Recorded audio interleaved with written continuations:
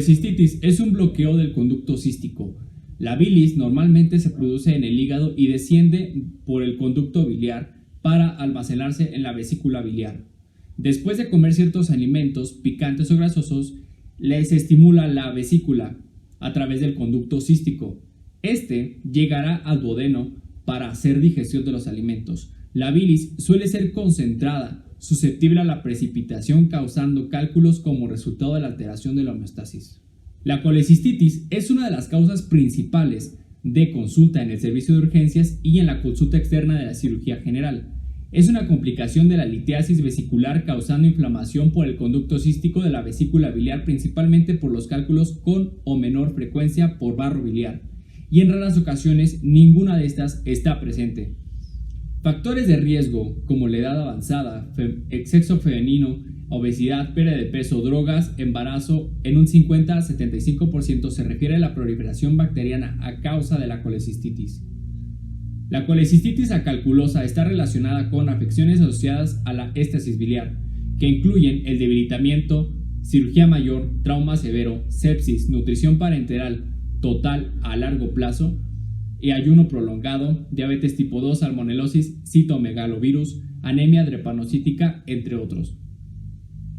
En pacientes con litiasis vesicular levemente sintomática o asintomática, aproximadamente el 40% presentará síntomas de 5 a 10 años, y esto solamente 12% presentará un cuadro de colecistitis aguda. La probabilidad de ser operados será del 6 al 8% de la incidencia. Definamos los tipos de colecistitis que podrá tener un paciente. De acuerdo a su temporalidad se clasificará en 5: edematosa, necrotizante, supurativa, crónica y crónica agudizada. De acuerdo a esto, la edematosa suele ser una vesícula con líquido intersticial y dilatación capilar y linfática, con una pared vascular edematizada. La colecistitis necrotizante, de 3 a 5 días, vesícula con edema en áreas de hemorragia y necrosis superficial. Hay una obstrucción del flujo vascular por el aumento de la presión intraluminal. La colecistitis supurativa, de los 7 a los 10 días, la pared vesicular con infiltración por leucocitos, el engrosamiento de la pared por infiltración por proliferación fibrosa, abscesos intraluminales y pericolicísticos. La colecistitis crónica, la que ocurre después de múltiples cuadros leves de colecistitis. Se caracteriza por la atrofia de la mucosa. Después, el epitelio forma una capa muscular y da lugar a la formación de los cuerpos llamados senos de Ashkov-Rakitansky. La colecistitis crónica agudizada, la infección aguda de la vesícula biliar en el contexto de la colecistitis crónica. Las colecistitis también se pueden clasificar por su etiología. 1. La colecistitis antugranulomatosa, la colecistitis enfisematosa, la torsión de la vesícula biliar y la colecistitis alitiásica. En la primera es el engrosamiento de la pared por un incremento de la presión por litros y ruptura de los senos de Rakitansky-Ashkov. Esto provoca una infiltración de bilis a la pared y la formación de granulomas a partir de macrófagos espumosos al fagocitarla. Se presenta como colecistitis aguda inicialmente y puede simular una neoplasia maligna. La colecistitis enfisematosa se produce cuando hay gas dentro de la pared vesicular debido a una infección por anaerobios y productores de gas, como el Clostridium perfringens. Es frecuente en diabéticos y progresa a sepsis grave. La torsión de la vesícula biliar ocurre por una torsión cuando la vía biliar y de la vesícula se encuentra conectado al hígado por un repliegue peritoneal, a manera de que el ligamento, al momento de cambios súbitos de posición o de la presión intraabdominal, pues ocurre una torsión. De acuerdo a su complejidad, también podemos diferenciarlo entre 4: perforación vesicular, peritonitis biliar, fístula biliar y abscesos pericolecísticos. Se puede clasificar también en aguda, y esta a la vez se divide en 3 según las guías de toque: en leve, moderada y severa. La colecistitis alitiásica se relaciona a factores de riesgo como la cirugía, el trauma, la estancia prolongada en la sala de cuidados intensivos, la infección y quemaduras. La mayoría de los pacientes tiene una remisión completa de 1 a 4 días. Sin embargo, solo el 25 al 30% de los pacientes requieren de cirugía mayor o bien desarrollar una complicación. Solo un 1% de los pacientes son asintomáticos. Dentro de los factores de riesgo más importantes, tenemos que esta enfermedad, como ya se había comentado, es el sexo femenino, una edad mayor a los 40 años, fertilidad, obesidad con un IMC mayor a 34 en mujeres y IMC mayor a 38 en hombres. En pacientes también con SIDA es una de las causas más frecuentes de cirugía abdominal, por lo que la colecistitis aguda es importante. En medicamentos como el reemplazo hormonal que incrementa el doble de la colecistitis o colecistectomía, la infusión de la quimioterapia transcatéter de la arteria hepática se asocia con una toxicidad directa y las estatinas pueden disminuir un poco la colecistectomía por litiasis vesicular. La obstrucción ocurre por litiasis vesicular en un 90-95%. La éstasis biliar ocurre consecuente a una activación de moduladores inflamatorios aumentando la susceptibilidad de la inflamación. El aumento de la síntesis de prostaglandinas amplifica una respuesta inflamatoria. A medida que la vesícula biliar se distiende, el flujo sanguíneo y el drenaje linfático se ven comprometidos, a lo que se produce una isquemia y necrosis de la mucosa. A medida que la obstrucción progresa, se infectará con microorganismos formadores de gases, causando colecistitis enfisematosa. El mal funcionamiento de la mecánica de vaciado conducirá a una producción de litos, y estos estarán conformados dependiendo de la comorbilidad asociada o, en su defecto, a los factores de riesgo asociados. La hipercolesterolemia puede llevar a formar cálculos de colesterol. La oclusión del colunto biliar a partir de la éstasis o neoplasias conformarán cálculos biliares.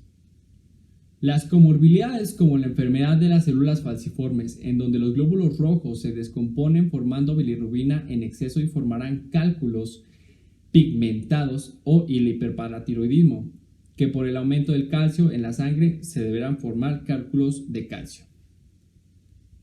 En la colecistitis se presenta con un dolor abdominal progresivo en el cuadrante superior derecho, con hinchazón, intolerancias alimentarias, hipersensibilidad, aumento de gases, náuseas y vómitos.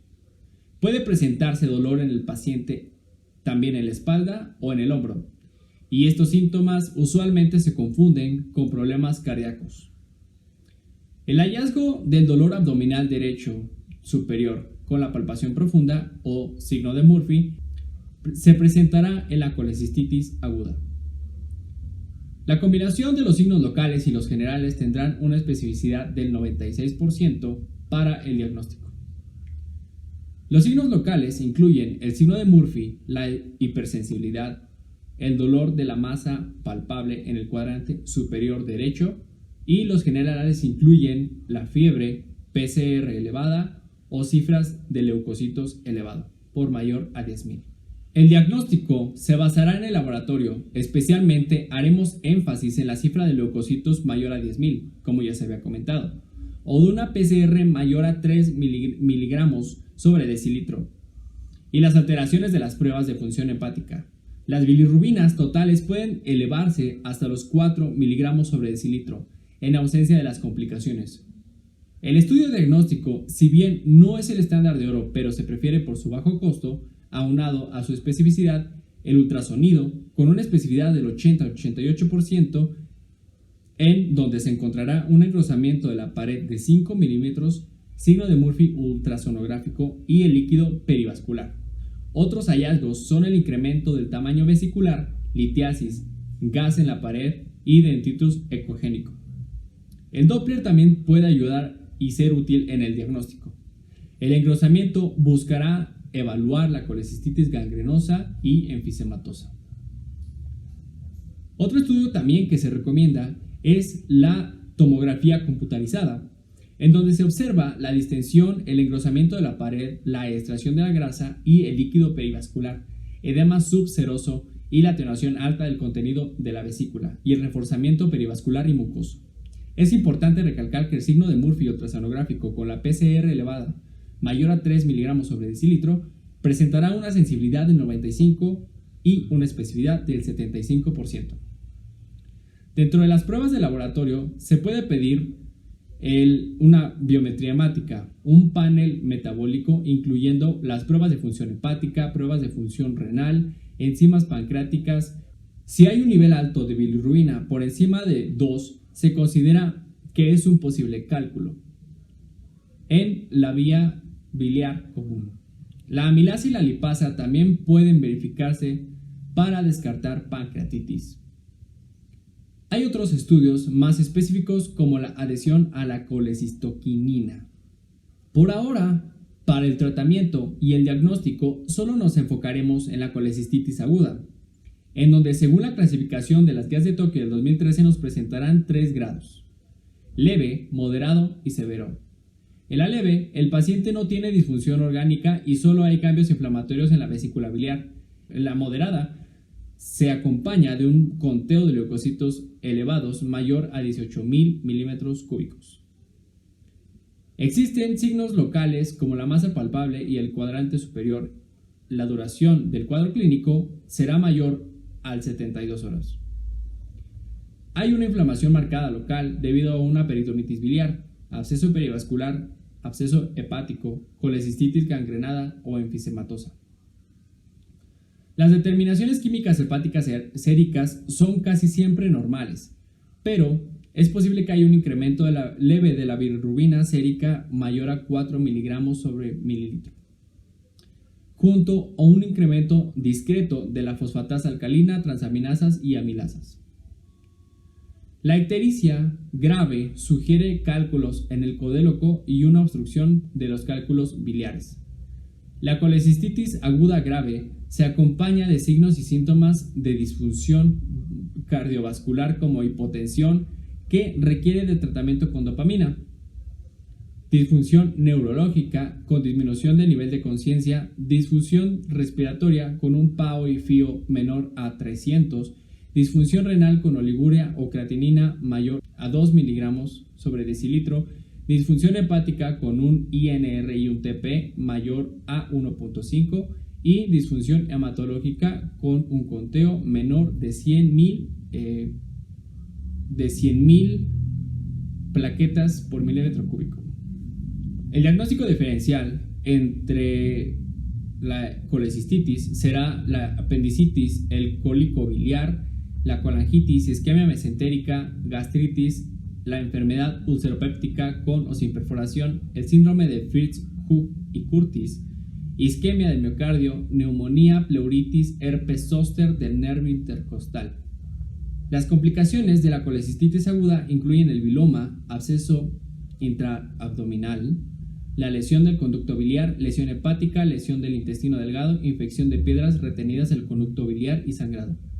Cuando la bilis se acumula por inflamación y no es tratada, evolucionará a una forma conocida como hidrocolecisto, que puede llegar a presentar una distensión anormal no inflamatoria ni por la colectiviasis. Con frecuencia se asocia con enfermedades. La presencia clínica del hidrocolecisto se produce del 5 al 15% de los casos, lo cual es hipersensibilidad y dolor en el hipocondrio derecho, síndrome febril con escalofríos, náuseas y vómito, y una masa palpable, como ya se había visto en el cuadro clínico. Esta complicación es más frecuente en mayores de 65 años. El método de diagnóstico se asociará a la ecografía, en donde el hallazgo es un engrosamiento de la pared sin colelitiasis. Este será correlacional con un 80% de la identificación de la infección litiásica biliar obstructiva o una afectación litiásica biliar y en un hallazgo asociado a una patología neoplásica obstructiva. El manejo dependerá del grado de la enfermedad. En la leve se tratará al paciente asintomático y sintomático leve con AINES, antibiótico y colecistectomía. En el manejo dependerá del grado de la enfermedad. En la leve, a los sintomáticos, se considera los AINES, antibiótico y colecistectomía laparoscópica temprana, de 1 a los 4 días. Y en el caso de que se cuente con ello, claro. Por lo general, suele utilizarse una terapia combinada con quinolona, ciprofloxacino o lefloxacino más metronidazol, o cefalosporina con cefuroxima, ceftriaxona o ceftaxima más metronidazol. El antibiótico se tomará en cuenta por el microorganismo y la hipersensibilidad local. La historia del uso del antibiótico de más de 6 meses previos, función renal y función hepática, aparte de las alergias y los efectos adversos. Se debe iniciar tratamiento previo a cualquier procedimiento percutáneo o quirúrgico. En la enfermedad moderada, se valorará la inflamación severa y se tratará con los medicamentos que vimos anteriormente en la enfermedad leve. Pero esta vez serán antibióticos intravenosos para drenar percutáneamente o quirúrgicamente. Se hará una colecistectomía temprana y el egreso hospitalario será en una semana, con su respectivo seguimiento. En la enfermedad grave, el control debe ser inmediato y específico a la falla orgánica. El manejo de la inflamación local, los antibióticos intravenosos, drenaje percutáneo o quirúrgico de la vesícula, toma cultivo biliar o hemocultivo. Se valora la colecistectomía tardía hasta el control de daño orgánico. Los antibióticos que se recomiendan son los recomendados en la enfermedad leve, aparte de la piperacilina, tazobactam, cefepime, ceftazidimab más metronidazol, el imipenem, meropenem o ertapenem. Se prefiere la colecistectomía temprana en el transcurso de 2 a 3 días tras la enfermedad de la colecistectomía del intervalo o tardía practicada los 10 semanas después del tratamiento médico inicial. La recuperación será leve y constante. Se prefiere la colecistectomía temprana en el transcurso de 2 a 3 días tras la enfermedad que la colecistectomía en un intervalo tardía, practicada 10 semanas posteriores al tratamiento inicial. La colecistectomía laparoscópica es de elección, con una tasa del 15% al conversión a la colecistectomía abierta. Si hay sospecha de una infección, el procedimiento deberá ser realizado en 2 meses después de la terapia de antibióticos. Las técnicas laparoscópicas más recientes requieren solo incisiones mínimas en forma de ojo de cerradura y el periodo de recuperación es mucho más corto.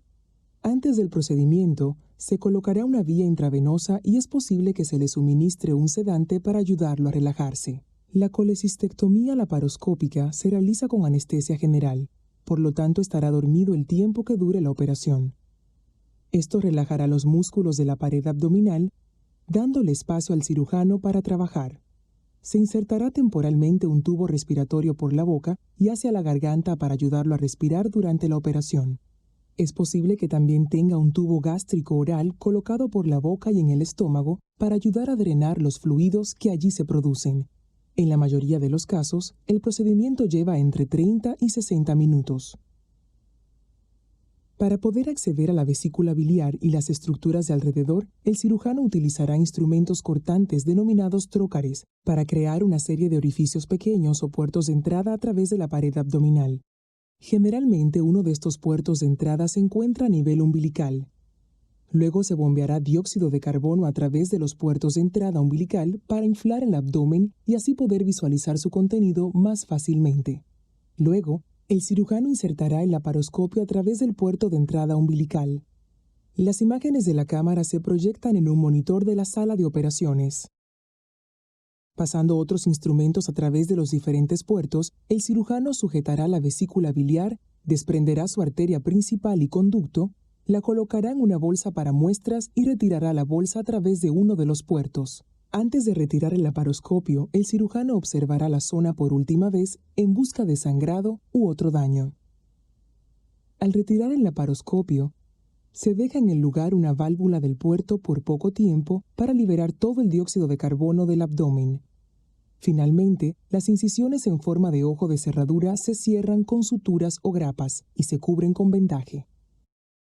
Después de la cirugía, se retirará el tubo gástrico oral y el respiratorio y se lo trasladará al área de recuperación para su monitoreo. Se le administrará medicamento para el dolor según sea necesario y progresará lentamente de una dieta líquida a una blanda y de blanda a sólida. Una vez que su sistema gastrointestinal se recupere, se le retirará la vía intravenosa. La mayoría de los pacientes de colecistectomía electiva son dados de alta dentro de las 24 horas. Los pacientes con vesículas biliares infectadas pueden necesitar permanecer en el hospital 1 o 2 días más.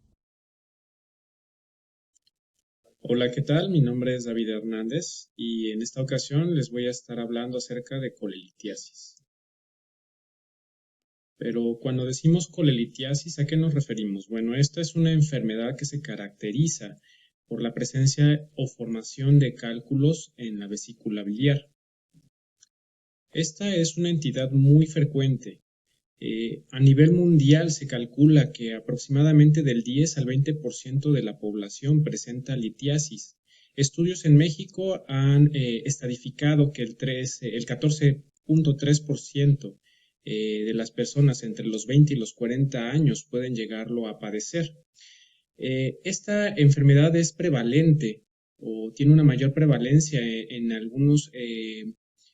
algunas razas, como lo puede ser en personas de origen escandinavo, en indios Pima y en general en la población hispana. En este caso afecta más al sexo femenino con una relación 2:1 en comparación de los hombres. Hay varios factores de riesgo que pueden predisponernos a esta enfermedad. Entre ellas encontramos, en este caso, el ser del sexo femenino, ¿sí? A personas mayores de 40 años, aquellos que son obesos, a tener o presentar embarazo, a la toma de algunos fármacos como pueden ser los anticonceptivos orales y algunos antibióticos como la ceftriaxona, a enfermedades del hilio o en este caso a enfermedades inflamatorias intestinales como lo puede ser la enfermedad de Crohn, a diferentes tipos de dislipidemias, ¿sí? A enfermedades hepáticas como la cirrosis y la hepatitis, ¿sí? A tener antecedentes heredofamiliares de también haber tenido en la familia esta enfermedad o algún tipo de enfermedad hepática, también a la pérdida rápida de peso, ¿sí? A la nutrición parenteral, a enfermedades crónicas como la diabetes mellitus, ¿sí? Ya mencionamos en este caso la enfermedad de Crohn y el alcoholismo. Para hablar de su etiología, recordemos un poco del contenido de la bilis o cómo está compuesta. En este caso, la bilis está compuesta principalmente por agua y electrolitos, sales biliares como lo es el colato y el quenodesoxicolato, proteínas, lípidos como el colesterol y fosfolípidos y los pigmentos biliares. Recordemos en este caso que el epitelio de la vesícula absorbe aproximadamente un 23% del colesterol que llega a ella y un 9% del neto de las sales biliares en aproximadamente un periodo de 5 horas. Esta es la capacidad que tiene para regular la modulación de los lípidos que tiene la bilis a través del epitelio biliar, que es un determinante en la concentración y el índice de saturación del colesterol. En condiciones normales también recordemos que se secreta aproximadamente de 500 a 1000 mililitros de bilis al día. Y también esto va a depender de la estimulación vagal y explénica. También recordemos que existen hormonas que van a regular la contracción del músculo liso, la estimulación de la musculatura lisa para la secreción de la bilis al intestino, ¿sí? En este caso tenemos algunas hormonas como lo es la colecistoquinina que se va a encargar de estimular la musculatura lisa y su contracción, y aquellas que van a ser contra o que van a relajar la musculatura como lo es el péptido intestinal vasoactivo y la somatostatina. Recordemos también que estas hormonas, principalmente la colecistoquinina, va a ser estimulada a través del bolo alimenticio por el paso del intestino, ¿sí? Una vez que recordamos esto, ¿sí? Hay varios factores que nos van a afectar o están asociados a la colecolitiasis. En este caso, aquellos factores es la sobresaturación del colesterol en la bilis, ¿sí? A la hipomotilidad vesicular, ¿sí? A la desviabilización de la bilis por factores cinéticos, proteicos y de mucina anormal, factores ambientales, como son los hábitos, en este caso el consumo excesivo de algunos lípidos, de colesterol principalmente, factores en este caso genéticos, alteraciones de la secreción lipídica biliares y la cristalización del colesterol.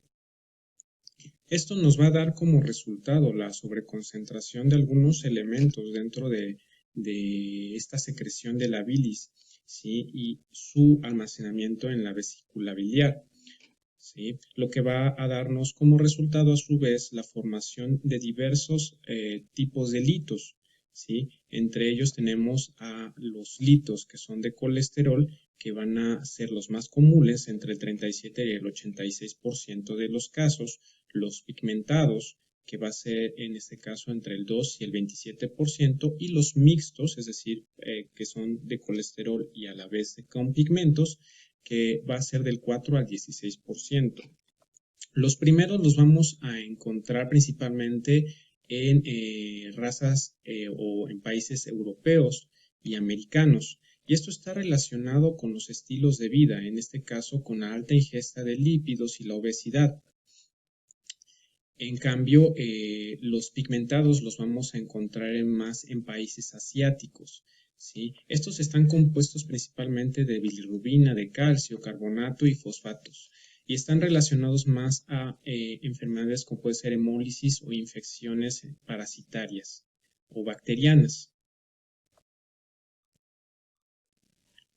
Ahora hablemos acerca de la formación de los diferentes tipos de litos.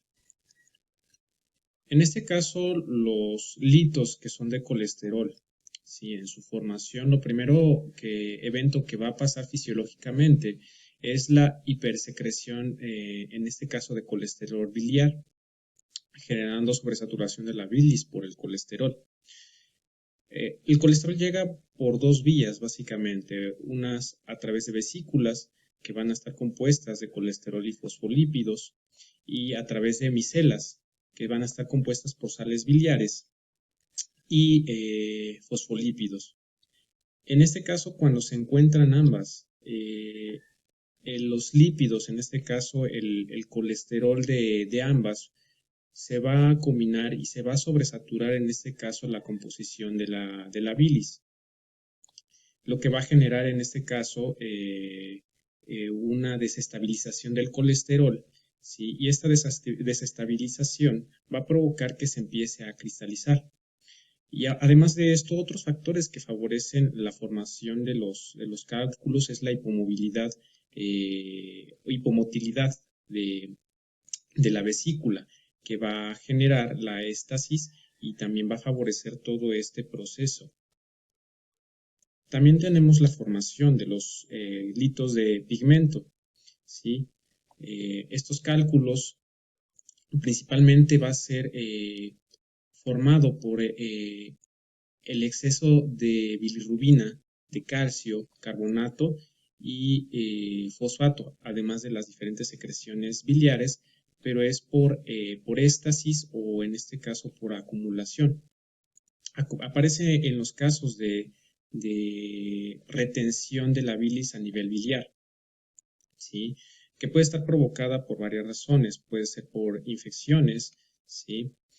O puede ser causadas también por hemólisis, ¿sí? Y en enfermedades hepáticas. En ellos se observa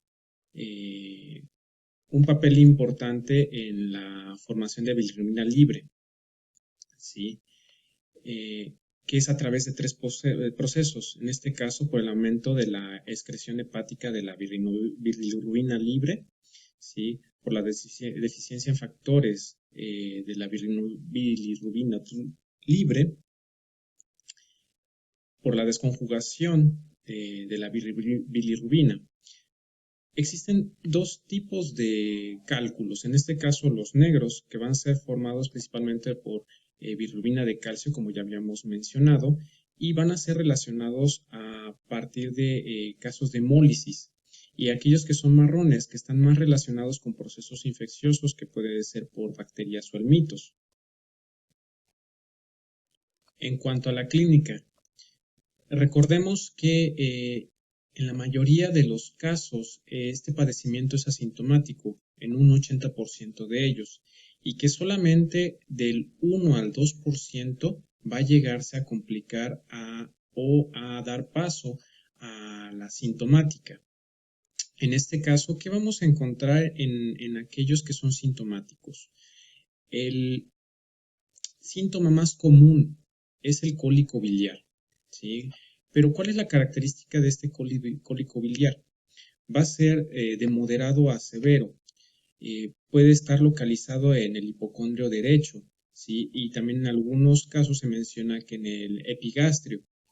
Este se va a llegar a irradiar a la zona posterior a la zona de la escápula y del hombro, ¿sí? Derecho principalmente. Puede durar entre 1 y hasta 4 horas y no disminuye con los movimientos.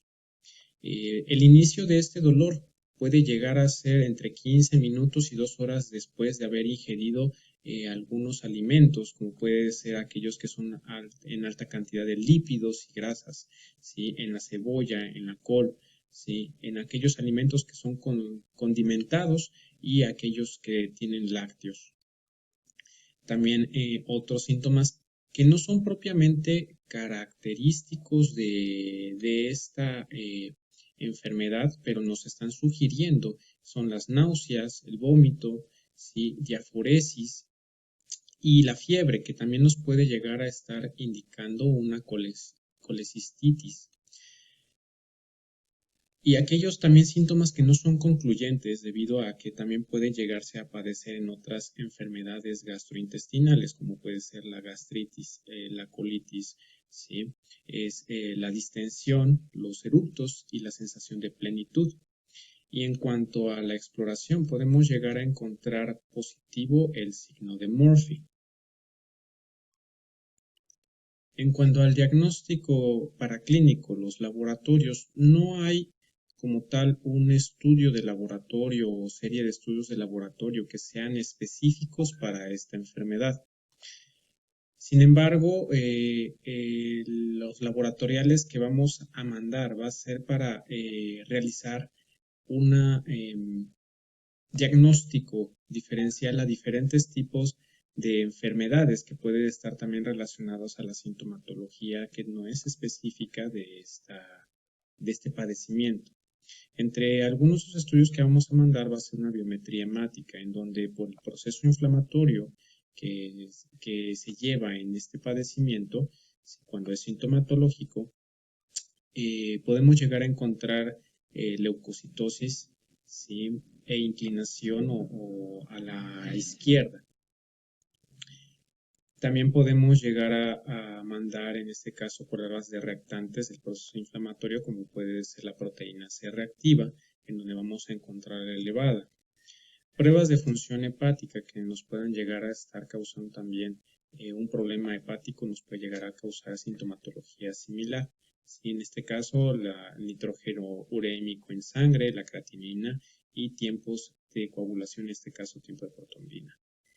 También debemos de mandar la amilasa con el objetivo de detectar posibles problemas obstructivos que nos puedan llegar a afectar el páncreas. ¿Sí? Y en caso de que lleguemos a encontrar o la sintomatología esté relacionada con fiebre, llegar a mandar un hemocultivo. Ahora, en cuanto a estudios de imagen, el estándar de oro va a ser la ecografía, debido a que esta tiene una sensibilidad del 84% y una especificidad del 99 para hacer el diagnóstico, ¿sí? En ella podemos llegar a encontrar cálculos de hasta 3 milímetros, ¿sí?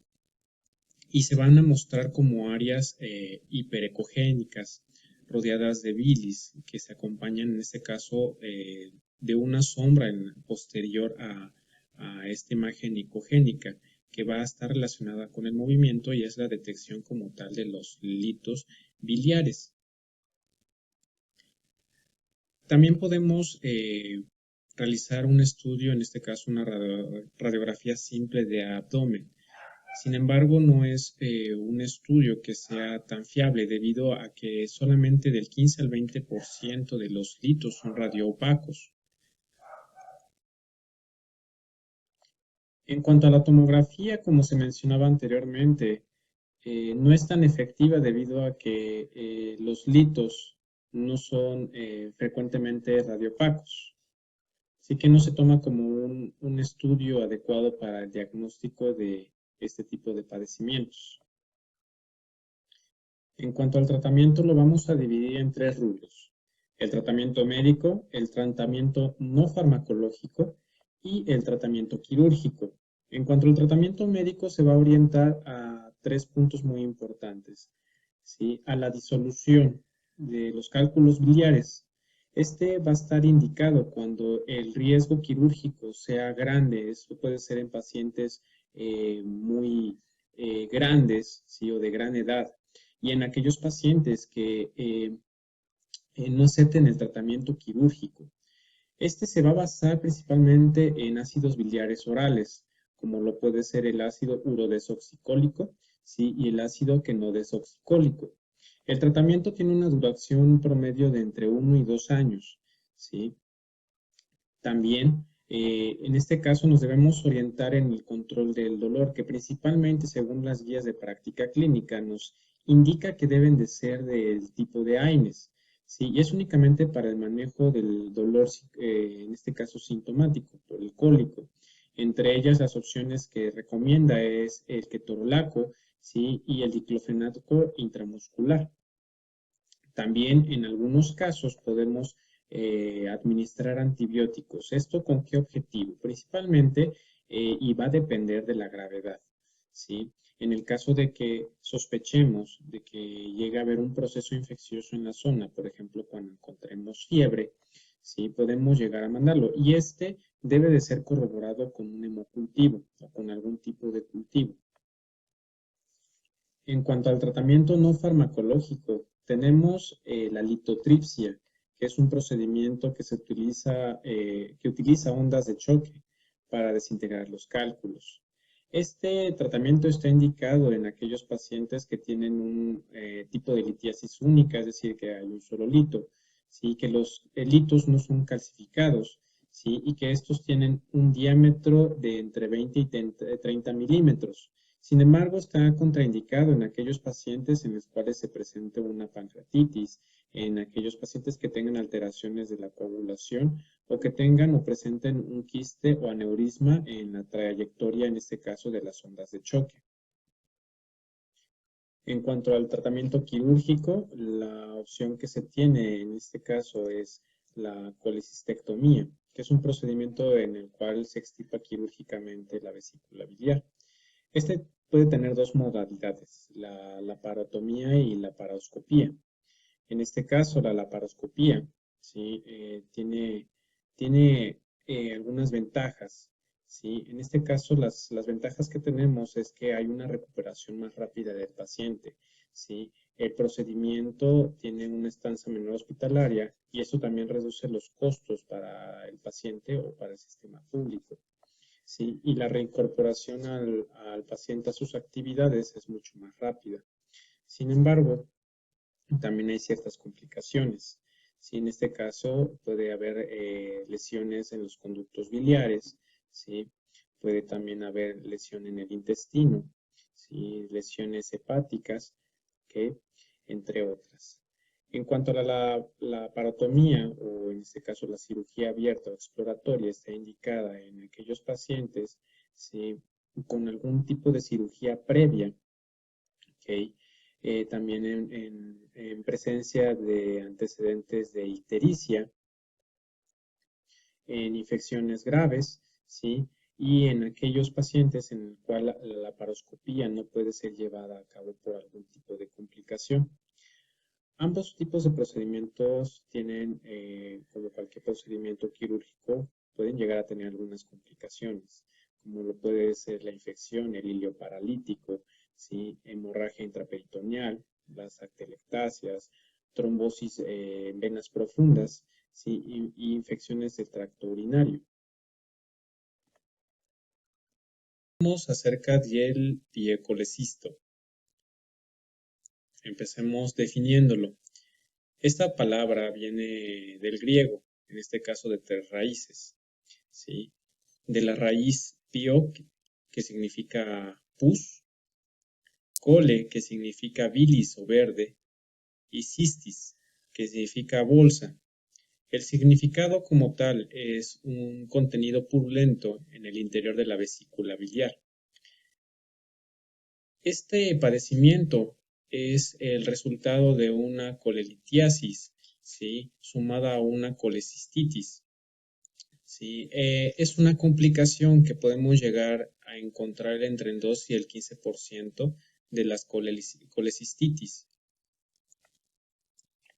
En cuanto a su etiología, podemos mencionar que es el resultado de estas entidades, en este caso de la litiasis, problema obstructivo, proceso inflamatorio y además en este caso agregamos una infección. Estas infecciones principalmente es dada por bacterias de tipo gram negativas en un 75% de los casos y en un 25% de los casos de gram positivas. Van a tener varias vías de entrada a este tipo de infecciones o de bacterias a través del sistema linfático, a través del sistema portal, ¿sí? A través de la arteria cística o en este caso el conducto común, ¿sí? Vamos a encontrar diferentes bacterias dentro de este tipo de infecciones, ¿sí? En estudios se ha encontrado más que las complicaciones o estas infecciones es más común la Escherichia coli, ¿sí? En un 32.2% de los casos. Sin embargo, también podemos llegar a encontrar otro tipo de bacterias, principalmente, como mencionamos, gram negativas, como la Klebsiella, ¿sí? En un 3.4%, los Streptococcus fecalis, enterobacterias y proteus, ¿sí? Además de streptococos y Clostridium perfringens. En cuanto a la clínica, en antecedentes podemos encontrar que este padecimiento lo podemos llegar a ver más frecuentemente en pacientes que están cursando la 7ª década de la vida, ¿sí? Como en otros padecimientos de las vías biliares, se encuentra más o está más presente en pacientes del sexo femenino. La mayoría de ellos ha tenido antecedentes de litiasis, ¿sí? También tienen ingesta alta o abundante en lípidos y previamente muchos de ellos han tenido infecciones agudas previas como una faringitis, faringoamigdalitis e infecciones de vías respiratorias o del tracto gastrointestinal. En cuanto al cuadro de dolor, en este caso no es muy diferente a otros padecimientos que ya hemos visto, ¿sí? Como lo es en este caso el dolor de tipo cólico abdominal. Va a ser característico que puede ser mal localizado, principalmente puede ser en el hipocondrio derecho en un 50% de los casos o hasta en el epigastrio, predominante también en epigastrio en el 64%. A diferencia de otros, va a tener un predominio también nocturno. Tiene una larga duración, como lo hemos visto también en otros padecimientos, que puede ser entre 1 y hasta 4 horas, ¿sí? La irradiación va a ser a la zona lumbar, a la escápula y hacia el hombro del lado derecho. Y vamos a encontrar en este caso el signo de Murphy positivo. Sin embargo, también podemos llegar a encontrar otros síntomas que no son específicos de esta enfermedad, ¿sí? En el 80% de los pacientes vamos a encontrar vómito que es de tipo gástrico y posteriormente de biliar.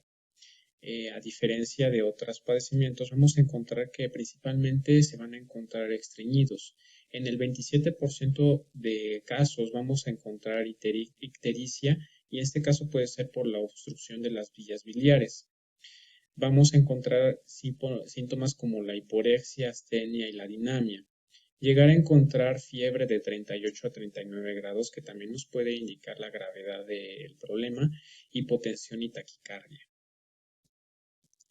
En cuanto al diagnóstico paraclínico, los laboratoriales, al igual que otras enfermedades de este tipo, no hay como tal estudios específicos para este padecimiento. Sin embargo, entre los cuales podemos llegar a solicitar es una biometría hemática en la cual es frecuente llegar a encontrar una leucocitosis por problema infeccioso y inflamatorio. También hay que mandar pruebas de función hepática, en donde vamos a encontrar alterado las bilirrubinas en un 32% de los casos, ¿sí? También debemos de mandar la amilasa sérica, que en el 9% de los casos va a estar alterado, y esto es principalmente por el problema inflamatorio y obstructivo que podemos llegar a encontrar, y la afección también en este caso o del páncreas.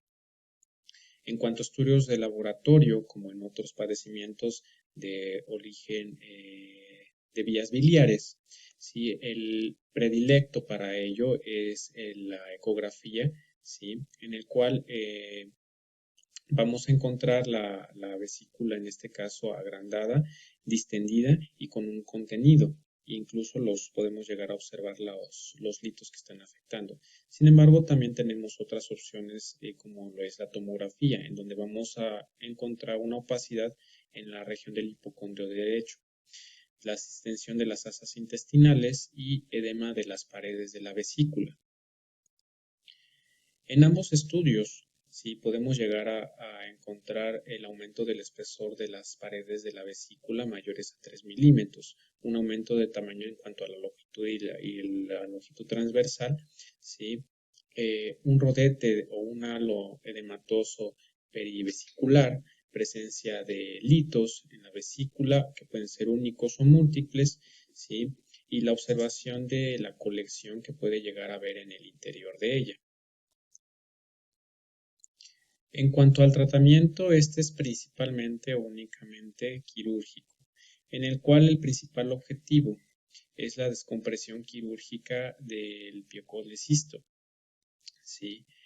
Sin embargo, el tratamiento ya definitivo va a ser la colecistectomía, como lo hemos visto en otros padecimientos relacionados, ¿sí? Que puede ser, en este caso, laparoscópica o a través de la laparotomía. Todo dependerá de la gravedad del padecimiento, ¿sí? Las condiciones del paciente, ¿ok?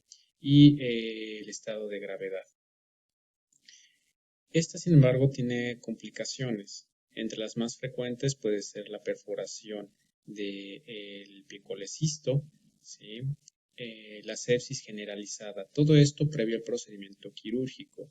Y posterior al procedimiento quirúrgico podemos llegar a encontrar infección, hemorragias, abscesos subhepáticos, ¿sí? Y lesiones de los conductos biliares.